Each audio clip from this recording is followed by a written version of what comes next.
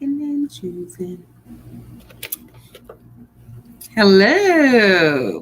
Happy Tuesday, good people. Good. We're back with season 2. We're back with my co-host, Auntie TT, just in case y'all forgot, but don't call her TT. You better call her Tanasha, not Tanisha. What's up, fam? We back with season 2. We are so back, and so much has happened in this little time we've been away. I think it went so fast, Apollo. It did. It moved quickly. I mean, we simply said, let's do some regrouping, and we still need some regrouping, y'all. So, but we had to come back. That's what it is. Got to bring y'all this news. You know what I'm saying? Keep people alive. It was crazy about this podcast world is, as we talked, I'm doing this podcast challenge again with David Chan's out of Atlanta. So we literally did 16 episodes, not try to copy what anybody else is doing. Let's have a discussion. Let's pull up our cameras and let's just talk. And we did we did 16 episodes for the first time. We took about almost a 2-month break. Yep. And we're still working in that 2-month break. Okay. And here we go again. And all the stuff that happened in that 2 months, a lot of stuff happened in this 2 months of a break. Okay. Stuff happens quickly in a day's time. In a day's time. I just want to say, though, even in our first 16, we managed to have some guests on our show. I mean, this podcast life is something. It takes on a whole something of its own. It's amazing. So I hope the viewers appreciate, because I definitely have a good time doing this with you and bringing the people on. So, yeah. What we got for today? Man, what we got for today? Actually, we have a lot for today. But those of you who have not listened to us and are following us for the first time, we are 2 members of the Oklahoma Black Pack, we are focusing on legislation that grows Black community members across the entire state of Oklahoma. And we focus on 3 areas. It's health, business enterprise, and public strategies. Now, 2 of those I can speak on, but since you're here, and we're probably going to get into this conversation about public strategies, talk to us a little bit about public strategies, because it's going to come up in the conversation today. What is public strategies? First of all, I'm going to pin that just real quick, because we haven't been on for a couple of months, and we've kind of gotten off our regimen. And I just want to, pull back just a second. Y'all feel the goodness coming through. And in order for you to feel that, we got to share something great with you, something that's going to help you understand that we are here still living. We still doing our thing. My host, I'm the co-host, whatever the case may be, got excited. So let's pull back. I want to say real quick, over these last couple of months, we always ask what's good that's happened to each of us in the last week, because we would always have a week off. Yep. But in this last 2 months, my life has been very busy. I've submitted some applications for some things that I will not disclose until they are true and final. That's exciting to me. And then I became a regular columnist, commentary writer for a local newspaper here in the Oklahoma City area. We gotta clap that. Hold on. Sometimes, like when you start talking about things that you do, you move too quick, y'all. So we're gonna clap that up. We're gonna clap that up because you are writing, not listening to your regular job, your regular work, stuff you do in your business. You're writing every week in a Black-owned publication. Black-owned publication. Can we just emphasize that? Yeah. So I do want to say, I'm sorry? On the Black part. Keep it Black. On the Black part. Okay. I do want to say that this experience has been most motivational for me. Not just that I'm excited. Thank you. I really excited about the opportunity. But just, when you become just ready to do the regular thing that you always do every day, this is inviting something new into my life. So my encouragement on this part, as far as sharing my goodness, is that you embark on something that you have been wanting to do, that challenges you, because this is a challenge. This is a challenge, and it's a good one. So I just wanted to open up with that. Now I have to have Apollo give his because I know he has something. 2 months. Things happen in 24 hours for this man here. What you got for the people? More like on the hour sometimes. But let's see. Something positive that's happened. I could talk about events, I could talk about all kind of stuff, but the main thing I would say that has happened, it's been most impactful for me is prioritizing my own personal development. Come on. Because when you're out front and you're visible, people pull on you a lot, and it's hard to say no. As much as I preach, y'all get your boundaries and the power of no, but when you're operating in purpose, you sometimes can caught up in doing things for other people so much, and I love it, but my body started to tell me like, hey, you need to sit down and relax and get into some things. So in the last 2 months, just transparently, started to go back. So I found a Black therapist to talk to pour things out. So having somebody to pour things out to, That's awesome. So that's been great for me because oftentimes I'm pouring out to other people, and there's sometimes stuff I just need to get off of myself. So loving that. So the personal development part has been so helpful for me because it has expanded the things I've been involved with and relationships and business and all that stuff. Like it's been great. So that's been the most it's been a life changer. It's been a life changer that's also led to the things I was involved in to bigger stuff. And I'm excited. So and hopefully I'm not knocking on wood because I've already claimed it. In the next probably about the next 45 days, have some more news to share. We buying back the block, baby. I'm gonna leave it at that. I'm gonna leave it at that. He snuck something in on y'all. I hope y'all caught it. This is what I'm talking about. It's about supporting and leveraging one another. And so that's a good segue to policy, strategy. Come on now. You see, hold on, y'all. Let me tell you something. When she starts fast and then she starts to slow down a little bit, she's processing her thoughts because it's like that boxing match. You get a little bit of light jab, a little light hand work, and next thing you know, you're like, why am I laying on the floor somewhere? Because Tanasha, he's telling y'all to stay with me. Y'all better come on with it. So go ahead. Stay with me. So, I want to say this. When Oklahoma Black Pack formed, and we were thinking about the things that we would love to be have as our tenets, TENETS, things that we want to focus on. I thought it very amazing that we even landed on strategy, policy and strategy, because that's not something that people make as a focal point. It just kind of goes into whatever it is that they're doing, and it's not a fusing type of situation. It's something that you want to definitely focus on and develop.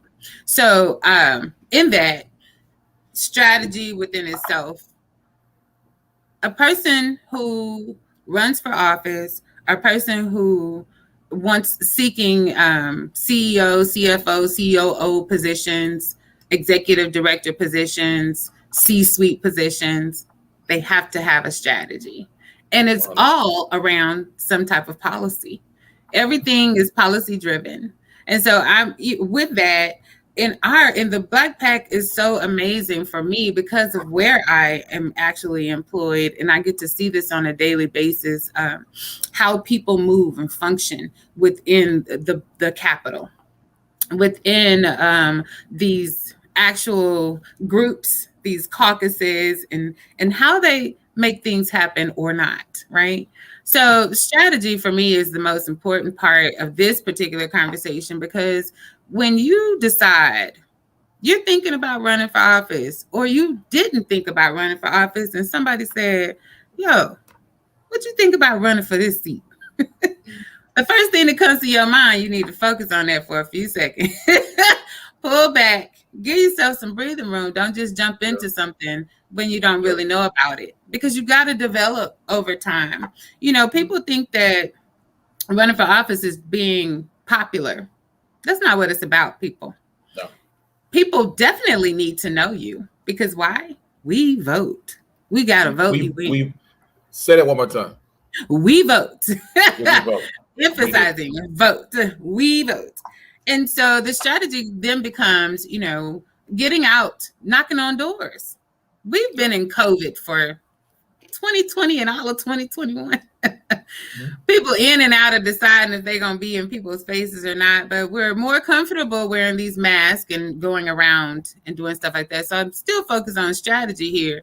Listen, there's a way to still function in COVID, and your strategy is just still that. You can meet people at the local coffee store. You can meet people at the grocery store. Homeland, the new one on 36th and Lincoln, is a prime place to meet some good people. You can meet people anywhere. And so a strategy that I believe that holds really strong is getting out in your natural ways. I was going to say unnatural, but your natural ways of operating within your community. And hey, talking to folks. You got to step outside your comfort zone. So if you're running for office or you decided you want to run or somebody suggested that you run and you realize you're a heavy introvert, you don't like people like that, what are you going to do? Right. Does the office really need you? Right? Like maybe you can work in a different capacity. Y'all, this is all strategy. This is setting up your chessboard. And what we know about the chessboard is that all the pawns go in the front. Yes. In case y'all didn't know, I know a little bit about chess. The queen is the most powerful piece on the board. How about come on, okay. And so realizing what your most powerful piece is and the ones that you can sacrifice willfully, the strategy for you when he put it out here. I went on a tangent on one end because y'all strategy builds from several different sides, and I'm just taking it here. What you can sacrifice. You can't sacrifice getting out talking to people. That's not one. That's a part of your intimate, integral strategy, right? What can you sacrifice that people will be like, oh, it's okay. They did all these other things right. So I guess I'm going to leave it at that because I can go about strategy, public strategies, policy and strategy.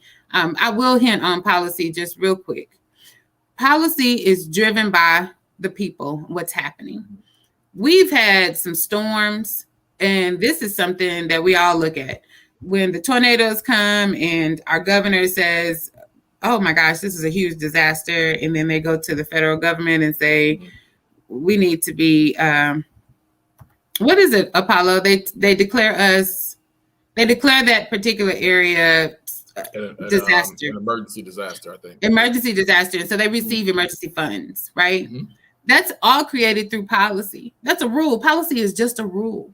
And it's created by us. And that's what I say these things in this simplistic manner because I want people to understand that we make these words, they sound so big, rambunctious. Really, they're not. They are rules, and we all need them. And we all need to understand how they work for our good and how they work not so good for us. So that's what I have on that little piece. If Apollo wants to pull that out of me a little bit. There's two things out of that. We'll start with on the candidate side, because I do find it very interesting that the culture here is that it's just been happening. So the culture here has happened so long that people don't really see the value in knocking on doors. But the premise of knocking on doors is to create engagement and awareness so people know who you are so they can vote for you.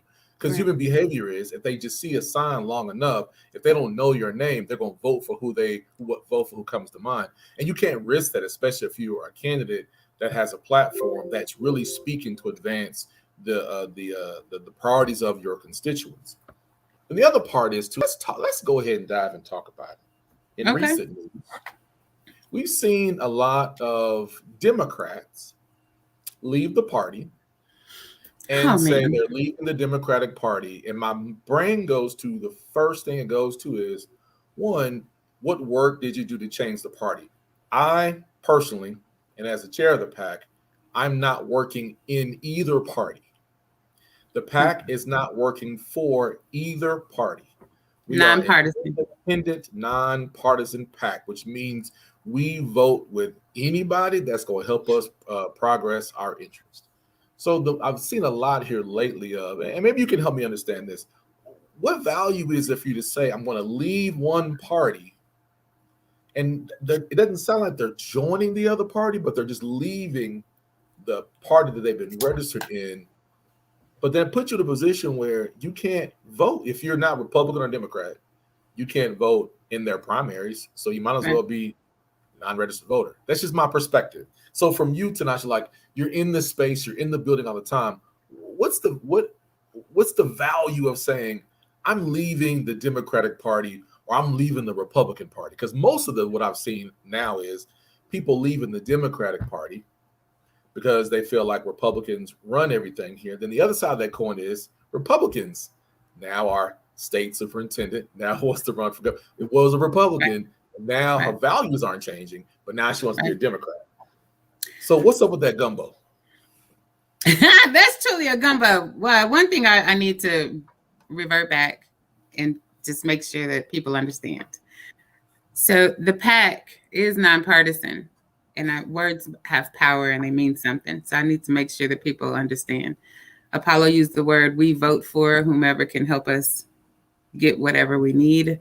And I want to be clear, because perspective is everything, that not necessarily a vote, but we will work with people to Thank you for clarifying that for me. Absolutely. Yeah. That's why you got team members. So, and to me, that's a great way of coming back onto your question. What's that hodgepodge we have going on in this gumbo where people want to jump ship and still keep their same ideology? One of the things that people don't think about is in parties, it's the group comes together because they share the same ideologies. So you jumping ship from one to go against the people that you've been with the whole time just so that you can gain the vote of the other party it's a game plan.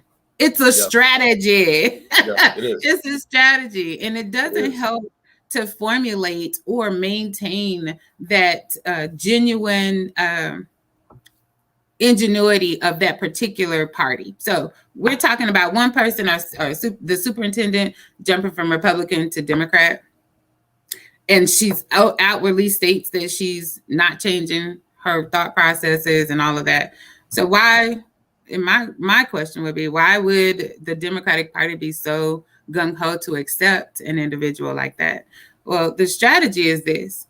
If the person that you want out of office, you find beatable a different way with a particular person who holds great, what do I want to call it? They're popular, all right? Yep. People want to get behind them for the things that they've done. They can raise money.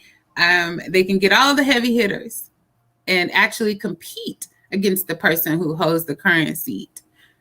That's the strategy. The goal is just to win the seat, but it's not to promote those ideologies of the Democratic Party.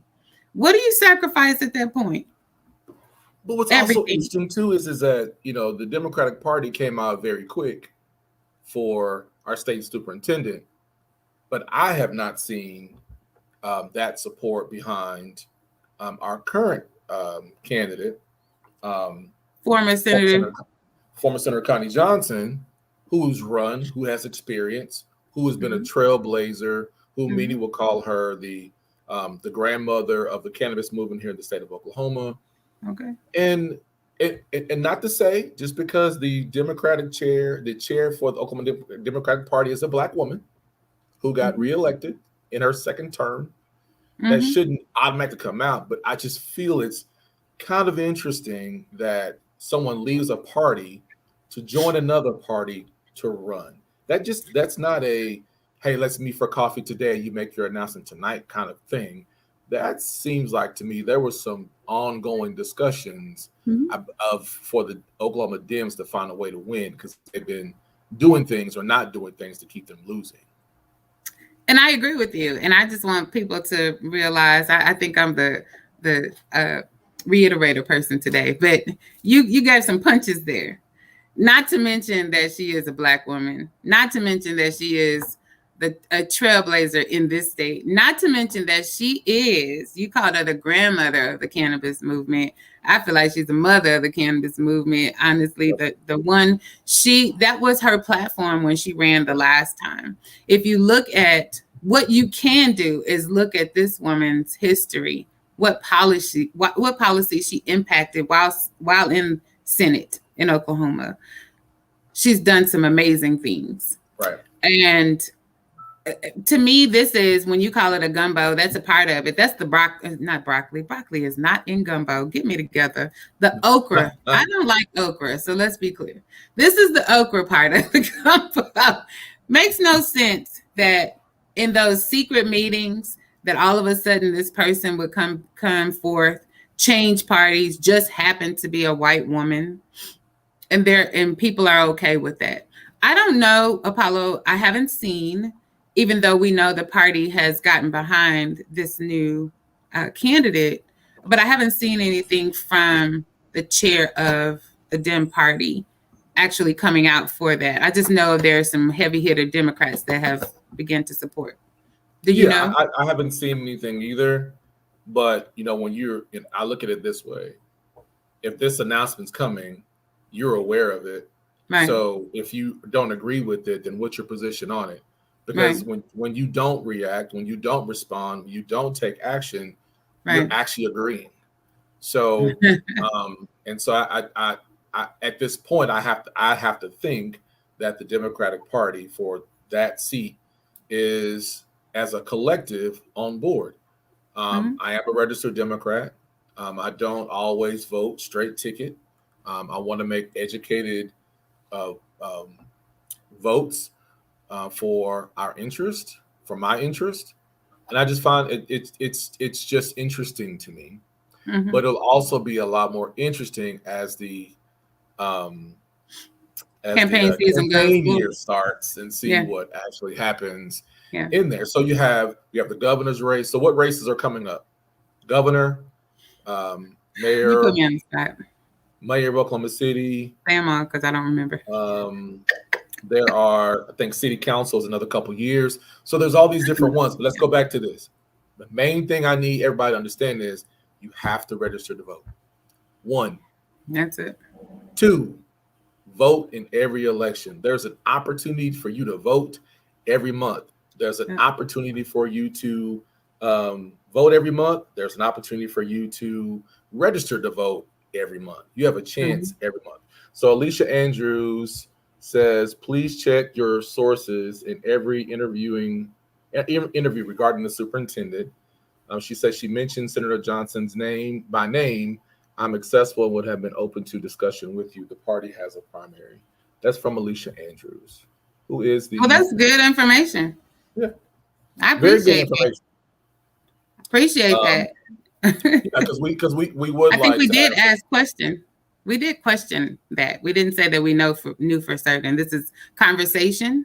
This is what this is about, and it hopefully alerts people. Engagement. Yeah, there's definitely been some engagement.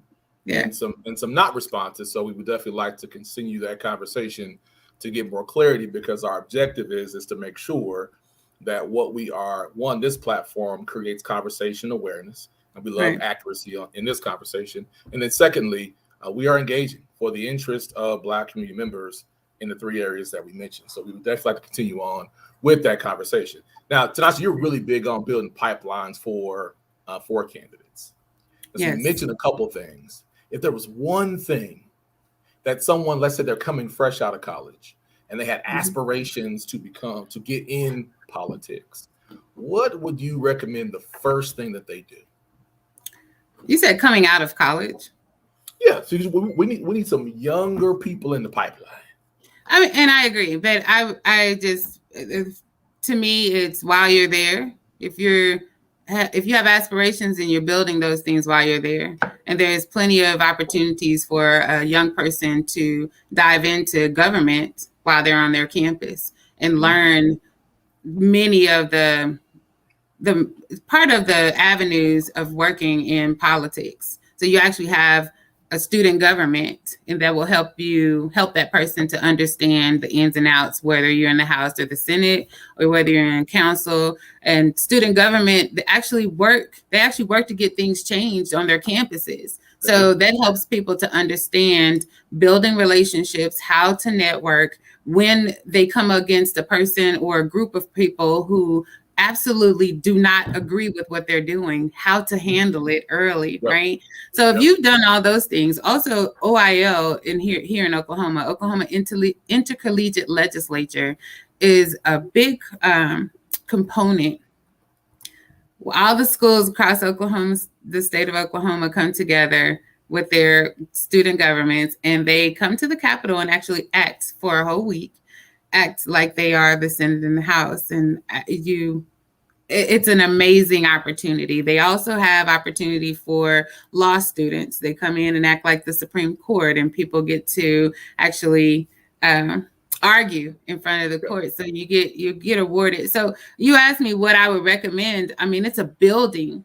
It's a building point. And so if you're a person that did not go to college, right? So it's addressing those people. You center yourself around folk who you want to be like, who you want to understand, right? And this Capitol is so open and accessible to anybody that, particularly the person that you who is a senator or the House member that's in your district, contact that person. We have internships, of course, that's for college students, but they also have, for high school students, juniors and seniors, they can come and page. I'm sorry, you can start that as early as a sophomore. You could page every year if you could, right? At least submit your application. And then that helps you get to know the ins and outs. Okay, back to a person who doesn't go to college. Just get out and start meeting the people. Go to the Capitol, go to the places where they're going to be. We go to galas. Why do we go to galas? It's not just because we want to get all dressed up and to hear the music or whatever. It's to be seen and to see. That's an opportunity for you. I recommend. You can find me at the bar. At the what? At the bar. That place too. That place too. But what I'm saying here is Apollo's not a fan of cards. It's going down. Oh, be quiet. I was waiting on you to catch that. Like, come on, man. Look, I know we've been gone for 2 months. I need you to come on with it, man. I need you to come on. I wasn't even there. I was like, what? And then all of a sudden it started. Don't have me over here bouncing the AT alien come out of me. Don't have that. But what I'm trying to say to people is have some business cards. Apollo's not a fan, but when you don't know, but you want to be remembered, have them. Don't have the regular old ones. Get some that stand out and have conversation. I don't care if you have a nice firm handshake, the way that you shake their hand, the way that you fist bump, the way that you whatever, be rememberable so that you can make these connections. And that, Apollo, is the first thing that people need to do. I mean, when you come in here to learn how to, you don't really, you write policy, but you don't, because you have people that, you have staff, attorneys that help you make sure that you're doing things that are okay within the statute. So it's all about being able to be personable and understand if you're an introvert, then what do you have to do to come outside of your own, get out of your own way?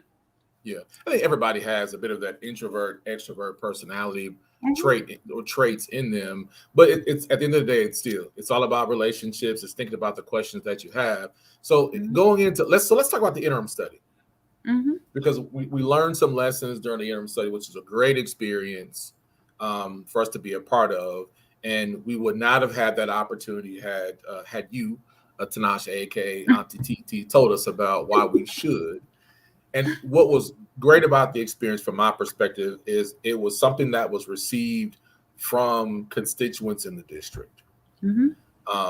Is be able to give a proposal of what we feel needs to be heard in the Capitol. So those of you who don't remember, we submitted an interim study proposal for Senator George Young to consider. He accepted a proposal that focused on equitable contracts for minority and women-owned businesses in the state of Oklahoma. So the idea behind that interim study was to address procurement equality and fairness through systems. So what we learned in there, that there is anti-discrimination language in our state statute, but we identified there are gaps in the process. So although the statutes do indicate anti-discrimination, we have to address those biases in the application of it that impact the state of Oklahoma being able to receive federal funds that are allocated to minority-owned businesses. So that meaning that the business is majority owned by someone who's not white male.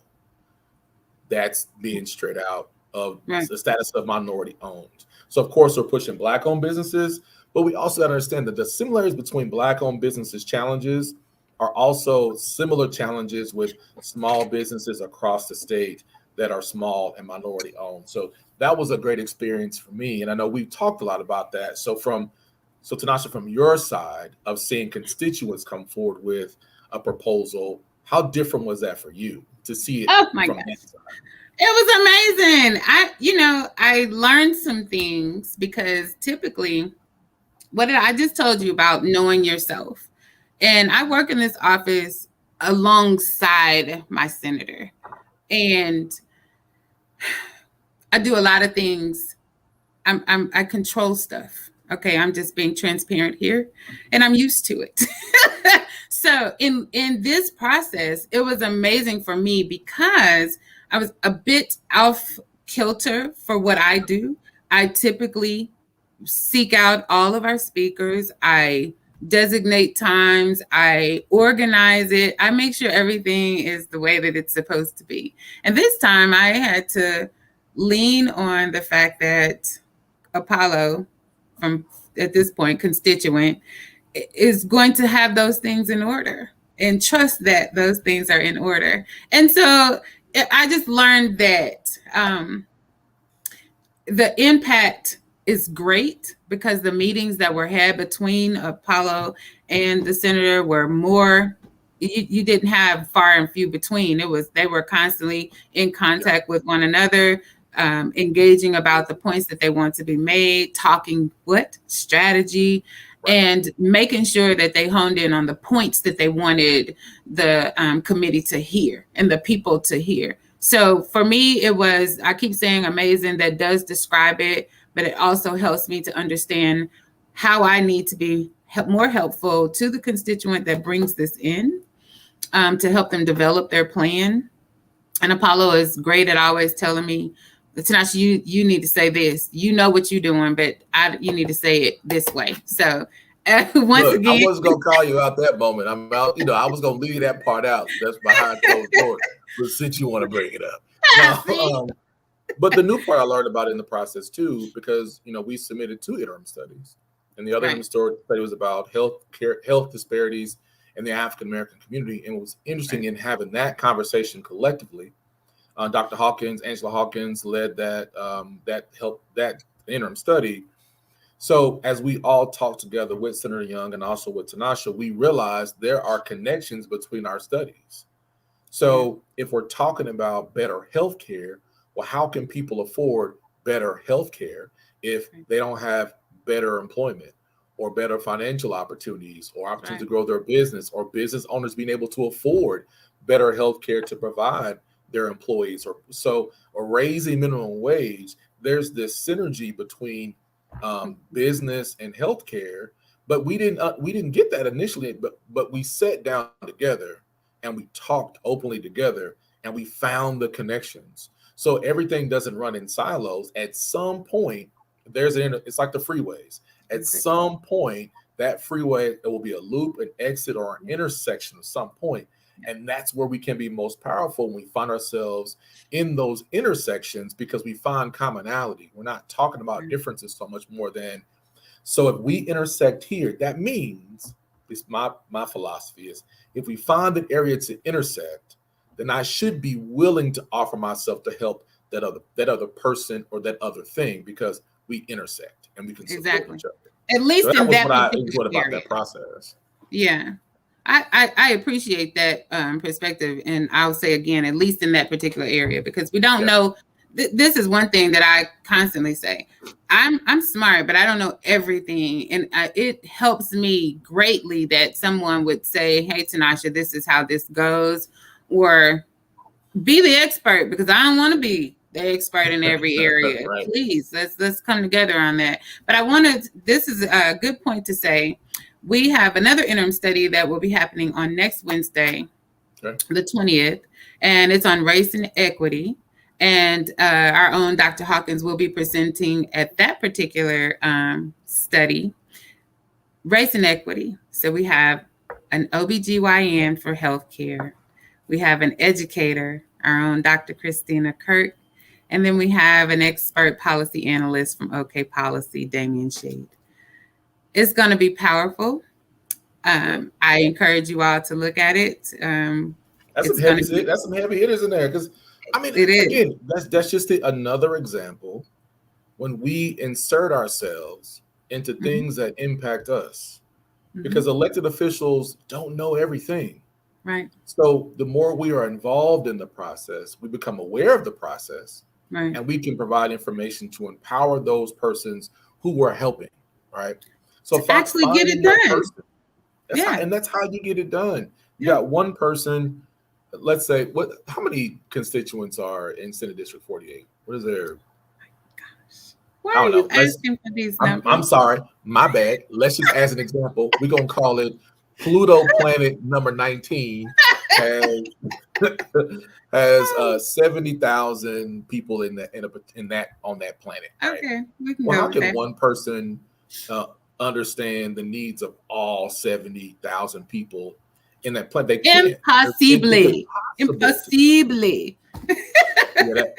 What she just said. So you need people to come forward with information. Like, you're not going to know about the pothole. You're not going to know. Here's an example. I was actually in the district yesterday, in a particular location that we're scouting, and I saw a woman walking down Kelly, like she was coming from the neighborhood, like north of 30. I'm almost close to like 40th.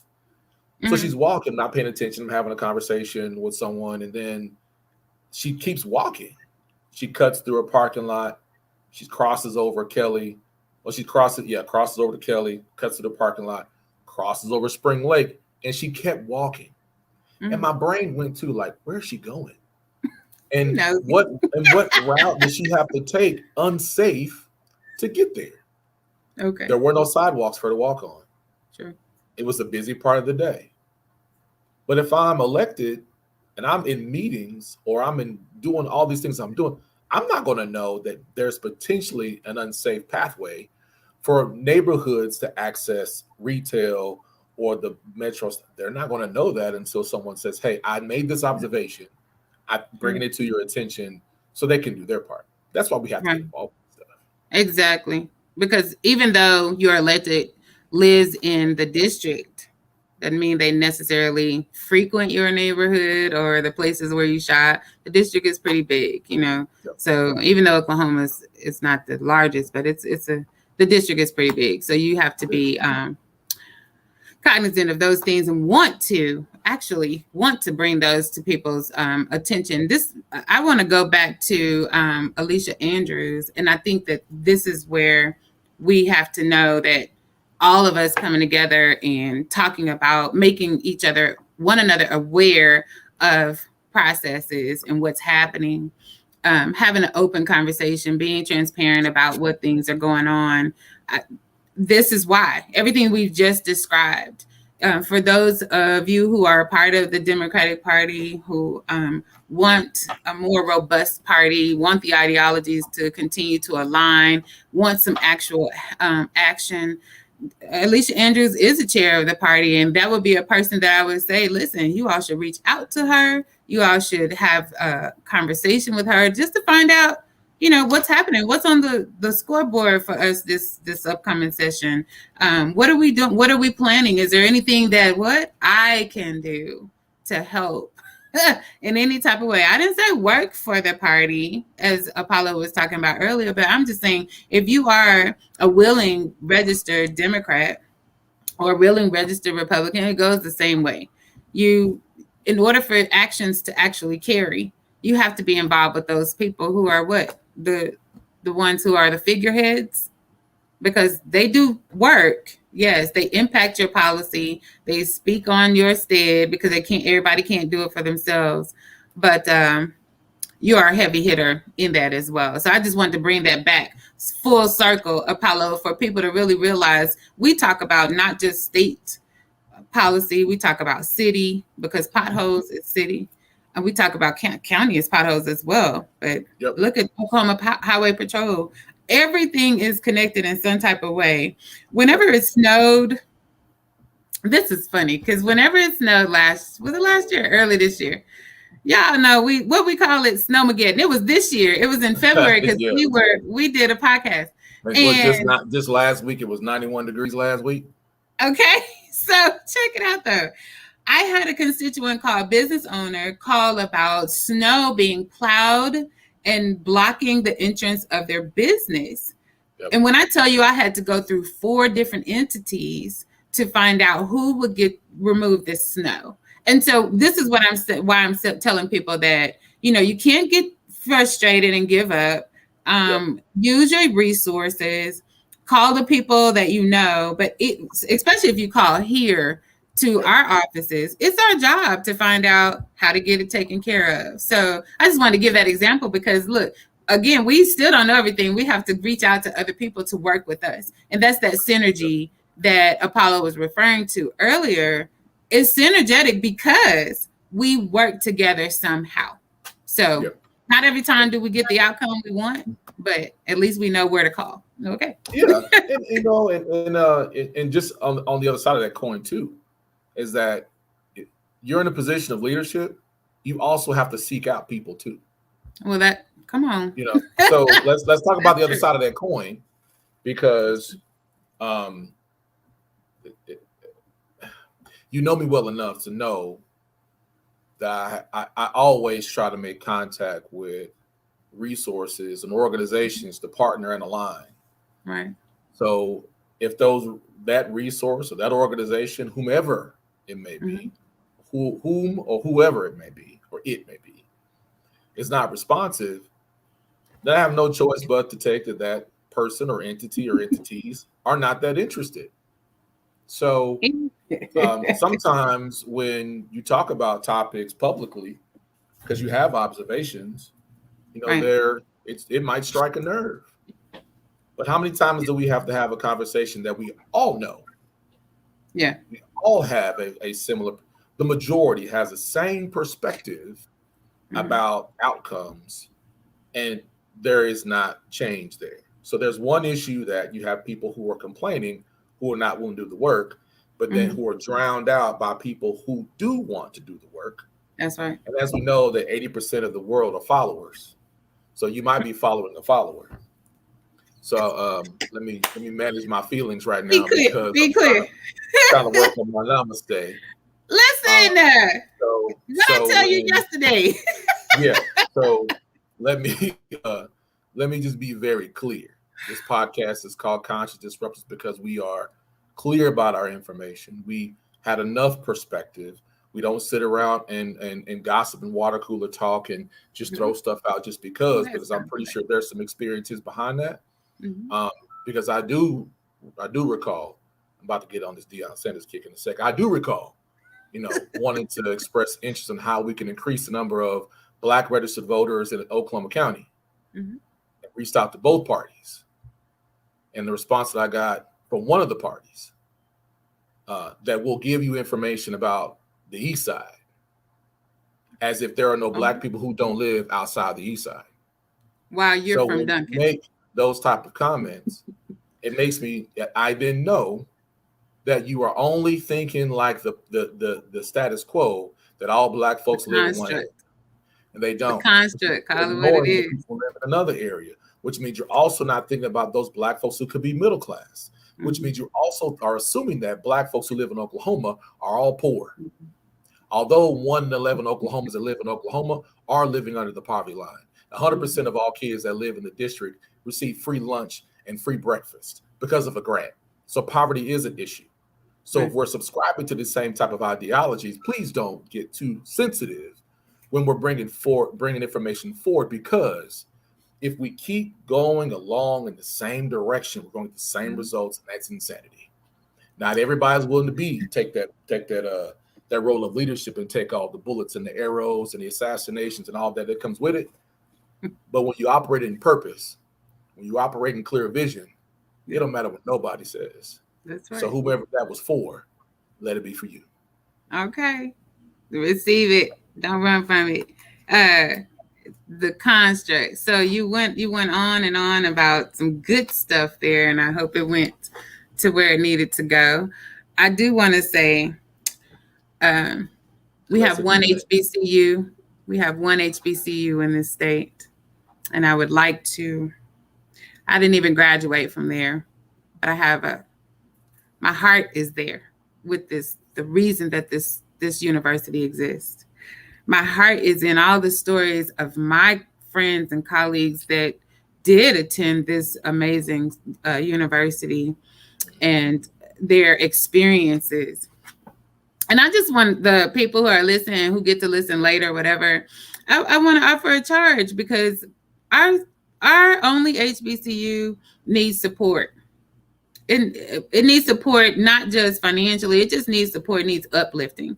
There's opportunities that I'm presented with from national organizations that I would just love to see. Oklahoma needs to be represented in a different light. Mm-hmm.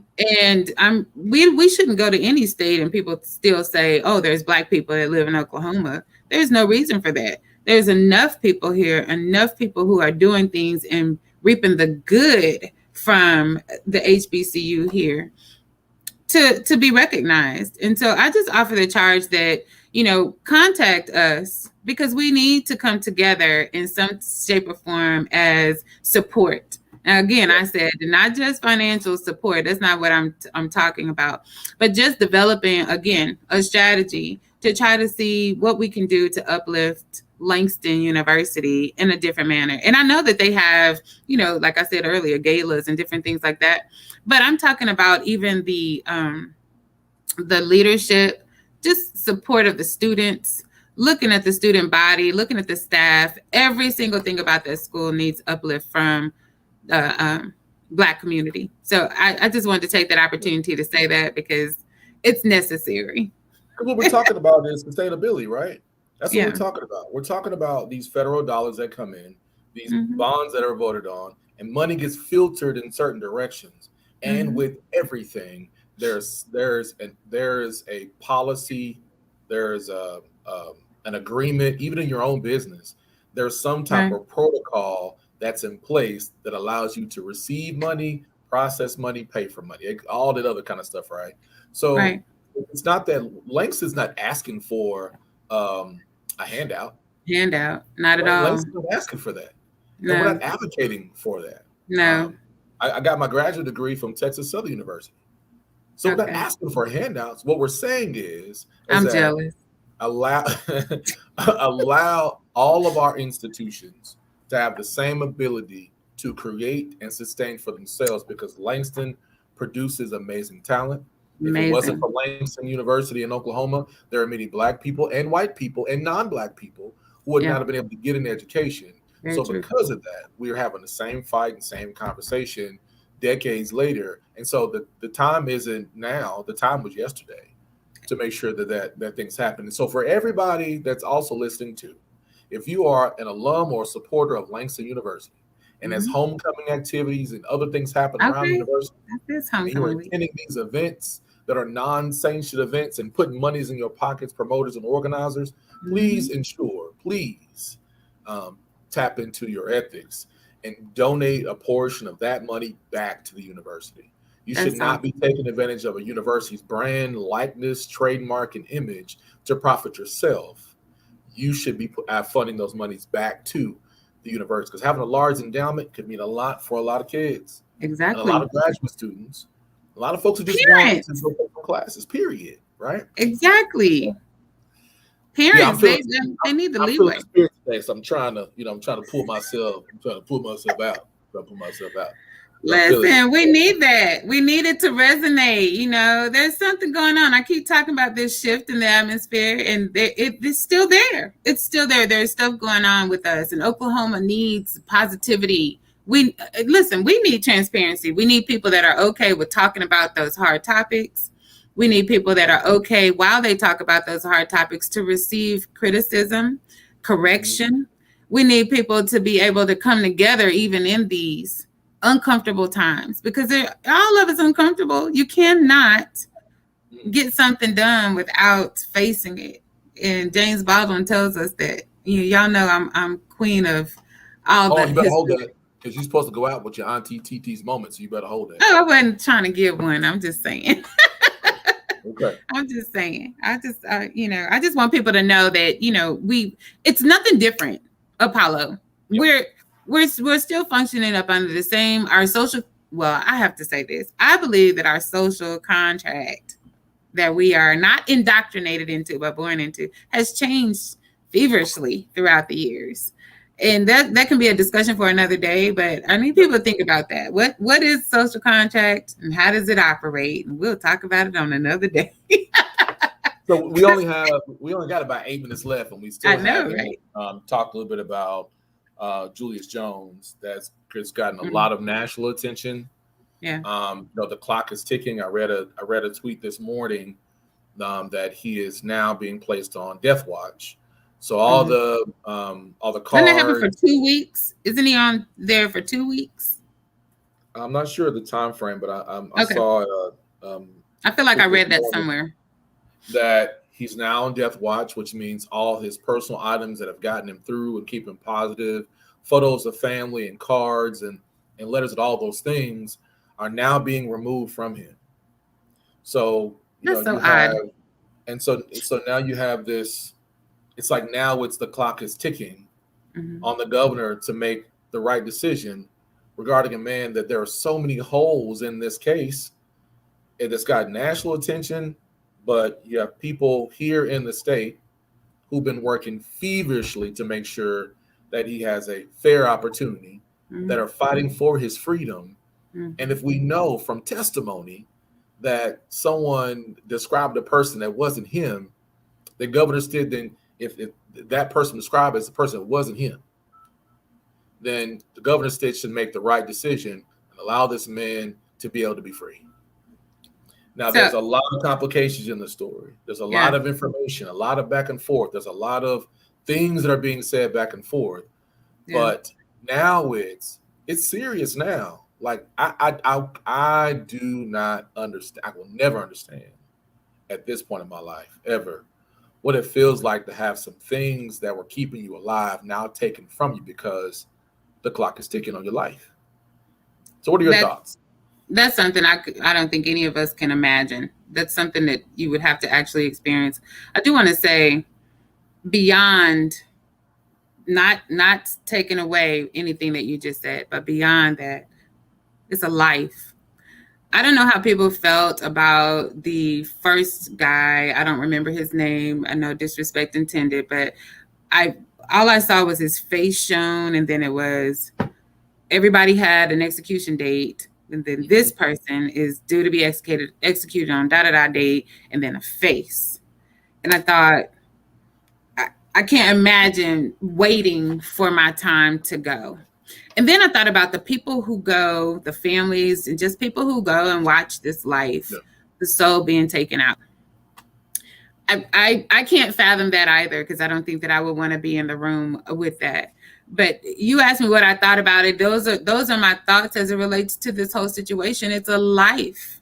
I used to teach ethics, and the word for eye for an eye is called lex talionis. I don't ascribe to it, because I don't believe, and this is personal, my own personal belief. I just don't believe that taking another person's life for another life actually does anything for anybody.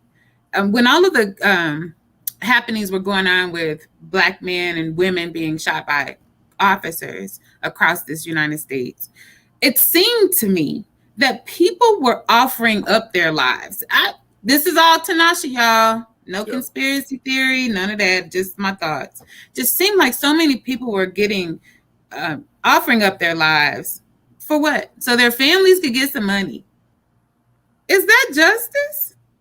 Yeah. There's nothing just about taking a life for anything. And I don't know that some of the things that I've read about the family, even receiving material here in the office about the family, why they believe this man should die. I don't know. And I'm really confident in saying that they will ever have peace. That person will never come back. And I think when we talk about the governor doing the right thing, that's my belief. The doing the right thing is, why are we sacrificing one more life, right? And plus, this guy has already given up 21 years of his freedom? Yep.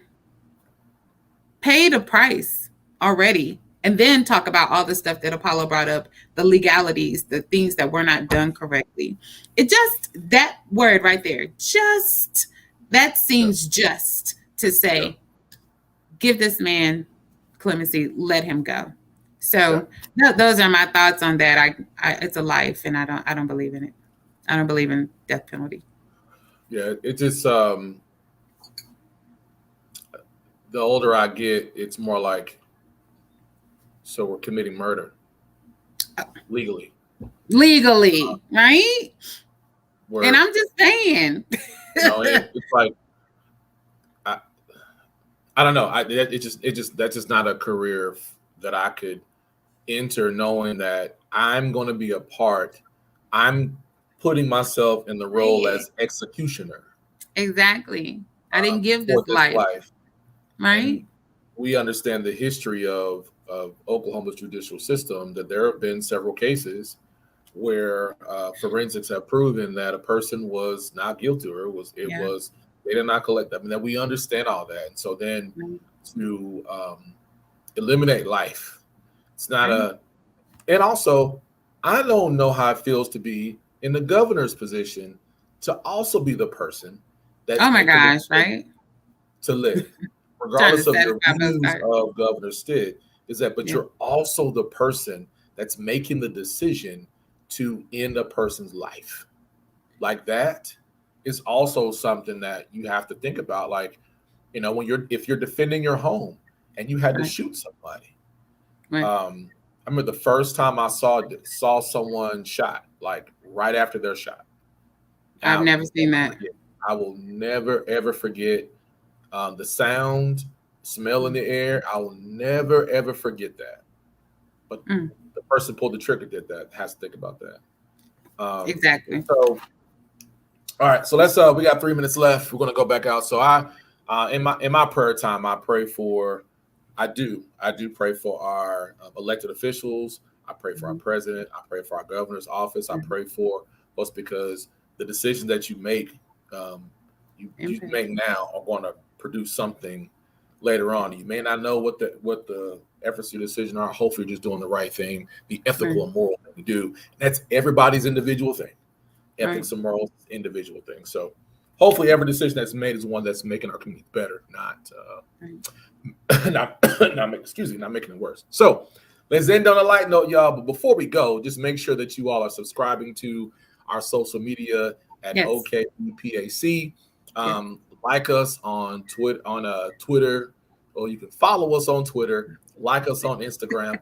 Like us on Facebook, and follow our YouTube channel as well to spread the word. Then also, you can make a donation to Oklahoma Black Pack. You can go to our website, and I'll put the nice ticker symbol down here, so you'll be able to know how to donate. So you can donate at oklahomablackpack.com/donate. Make a donation to us as we continue working on to support our podcast. And if you are interested in coming on as a guest, please send us an email at info@oklahomablackpack.com. And we would love to talk to you about getting you on our show to talk about topics. We don't hold back. We have great dialogue and exchange here. And you don't have to be from the state of Oklahoma to join our podcast show. We in this virtual thing, so you can tune in anywhere. So thank y'all for tuning in. So we're going to leave out with 1 minute left what Auntie TT and Auntie TT's moment. Hold on, wait a minute. Wait. Are you kidding me? No, listen. No, for all of those who always watch and listen, I need y'all to help Apollo because I just can't believe that he even remembers that each and every time I'm thrown. At any rate, I have a thing to say about you just said something about the governor and the responsibility. We talked about people who want to run for office. Those are the things, understanding what the office actually does, what that person is responsible for through and through. It will make you a better elected official, surely, understanding that job best. But my going out, listen, the positive thing is this, y'all. The word validation has been on my mind for the last couple of weeks. And it's not seeking validation in others and in what you do, but in self. If you are happy with the things that you're doing and you're pressing forward in those things, that's validation that you are doing that positive something towards someone else, towards yourself, and you're filling yourself up with that goodness. When people say good job, that's just affirmation, but validation comes from within. So I ask that you seek out your own self validation and keep doing the good stuff that you're doing out there. Thank you for listening, and we'll see y'all when? In 2 weeks. So the 26th, every 2 weeks, we're back here. So subscribe to us and you'll be able to get the updates. We look forward to engaging with you again. And remember, every month is an opportunity to register to vote and vote. We'll see you around. Vote.